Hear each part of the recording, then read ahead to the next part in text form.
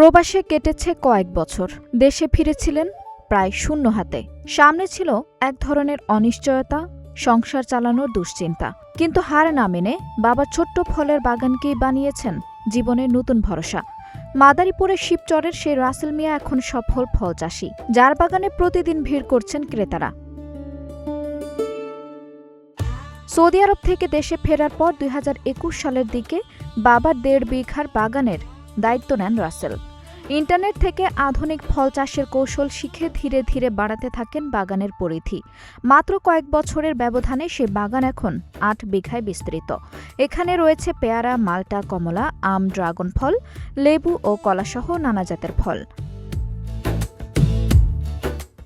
চলতি মৌসুমে অনুকূল আবহাওয়ায় পেয়ারার ফলন হয়েছে রেকর্ড পরিমাণ। আকারে বড়, স্বাদে মিষ্টি আর ফরমালিন মুক্ত হওয়ায় বাগানে ফলের চাহিদাও বেড়েছে কয়েক গুণ। প্রতি কেজি পেয়ারা ৭০ থেকে ৮০ টাকা দরে বিক্রি হচ্ছে। পাইকারির পাশাপাশি বাগান থেকে খুচরা বিক্রি করছেন রাসেল। দূর দূরান্ত থেকে ক্রেতারা এসে সরাসরি ফল কিনে নিয়ে যাচ্ছেন। আমাদের এই বাগানে রাসেল বাগানটা করছে। এই বাগানে ১২ মাস যে কোনো ফলই, যে কোনো এক ধরনের ফল পাওয়া যায়। পেয়ারা, কমলা, মাল্টা এবং কি লেবু এবং কি কাঁচামরিচও পাওয়া যায় এখানে। ১২ মাসে আপনি যে কোনো মাসে আপনি একটা না একটা ফল পাবেনই। আপনি ফরমালিন মুক্ত এখানকার ফলগুলি ভালো, যার কারণে আমি ৫-৬ বছর যাবৎ কোনোখান থেকে ফল কিনি না, এখান থেকেই ফল কিনে খাই। ফরমালিন মুক্ত আছে, ভালো আছে, যার কারণে নিজের হাতে দেখে দেখে ছিঁড়ে নিতে পারি, ভালো লাগে, এই কারণেই নেই।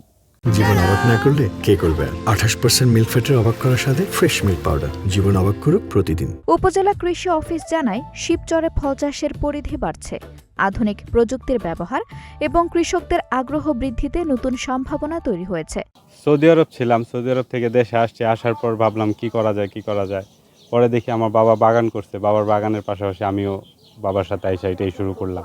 এখন দেখি এটাই ভালো লাগতেছে। আমার বাগানে ড্রাগন আছে, কমলা আছে, মাল্টা আছে, পেয়ারা আছে, কলা আছে, লেবু আছে। একটা সিজনাল ফসল হয়। হ্যাঁ, এখানে অনেক লোকজন আসে, আশেপাশের লোকজন আছে, এখানে আসে বাগান থেকে ফল কিনে নিয়ে যায় আমার এখান থেকে।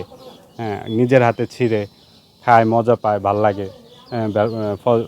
ফরমালিন মুক্ত আর কি, ভেজাল মুক্ত জিনিস, খাবার, ফল পাবেন আমার এখানে। ইউটিউবে, সোশ্যাল মিডিয়ায় দেখলেই সব কিছু পারা যায়, শেখা যায়, জানা যায়।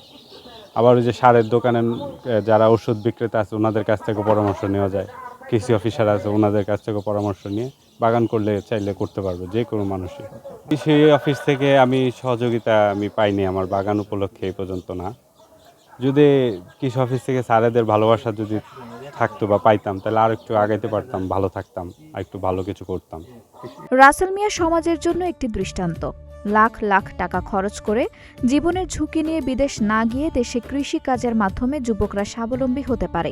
কৃষি অফিস সার্বক্ষণিক তাদের সহযোগিতা করবে। আমাদের দত্তপাড়া ইউনিয়নে রাসেল নামের একজন তরুণ উদ্যোক্তা আছে। তিনি ওইখানে আধুনিক প্রযুক্তি ব্যবহার করে পেয়ারার চাষ করতেন এবং তিনি একজন সফল উদ্যোক্তা এবং শিবচরের জন্য তিনি কিন্তু তরুণ সমাজের জন্য একজন আইকন হয়ে গেছে। এবং তাকে ফলো করে যদি শিবচরের তরুণ সমাজ তাকে ফলো করে বিদেশে না গিয়ে দেশেই যদি কৃষিকাজে যদি মনোনিবেশ করে এবং ওই বিদেশে যাওয়ার ওই টাকাটা যদি কৃষিতে ইনভেস্ট করে, তাহলে একই সাথে যেমন তারও উপকার হবে, পাশাপাশি দেশেরও উপকার হবে। কৃষি বিভাগের মতে রাসেল মিয়ার এই সাফল্য প্রমাণ করে, সঠিক পরিকল্পনা আর পরিশ্রম থাকলে কৃষি হতে পারে তরুণদের সম্ভাবনার নতুন ঠিকানা।